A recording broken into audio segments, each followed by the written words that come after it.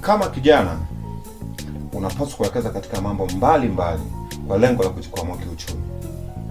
Lakini kabla hujafanya jambo lolote lile, yako mambo matatu ya msingi sana ambayo unapaswa kuwekeza akili yako kwa kiasi kikubwa sana, maana ndio yamebeba msingi mkubwa sana wa mafanikio yako.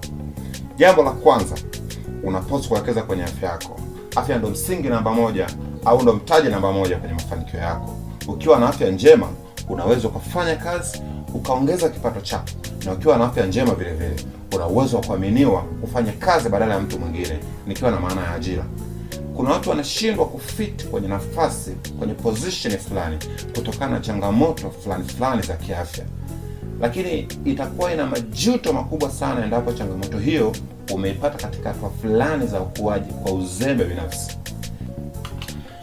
Jambo la pili, unapaswa kuwekeza katika mahusiano. Na nikisema mahusiano, simaanishi mahusiano unayowazania, nikiana maana ya mahusiano na jamii inayokuzunguka. Kumbuka kwamba katika zama tulizonazo wakati huu hapa, mafanikio mengi yamefichwa katika connection. Na mtu atakayekupatia connection kufikia kwenye mafanikio yako, huwezi mjua ni nani. Yamkini mfanyakazi au mfanya usafi wa manispaa ambaye unampita wala una haja ya kumsalimia kutokana na status yako ya kielimu na nini, ndio huyo aliyebeba connection za mafanikio yako. Kwa hiyo be humble.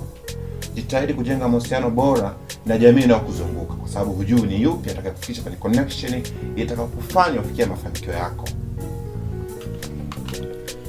Jambo la tatu, unapaswa kuwekeza katika muda wako.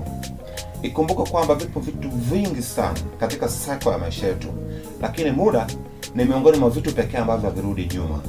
Utafanya mambo mengi sana, utafeli, utarudia, utafeli darasa, utarudia, lakini muda haujawahi kurudi nyuma. Muda mara zote unaenda mbele, ni mbele kwa mbele.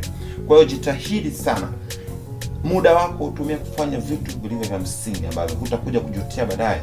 Maana vijana wengi tunatumia muda mwingi kufanya barabara zisizokuwa na faida, lakini at the end of the time tutakuja kukumbuka thamani ya muda too late. Thank you. If you like the video, don't forget to subscribe, like and share. Bye.